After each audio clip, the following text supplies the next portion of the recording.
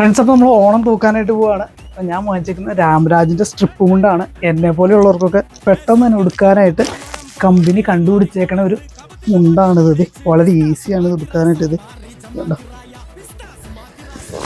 കൂടാതെ ഇതിന് പോക്കറ്റും കൂടെ ഉണ്ട്. ഇതൊക്കെ മടക്കി കുത്തിയിട്ട് നമുക്ക് നേരെ ഓണം തൂക്കാനായിട്ട് പോകാം.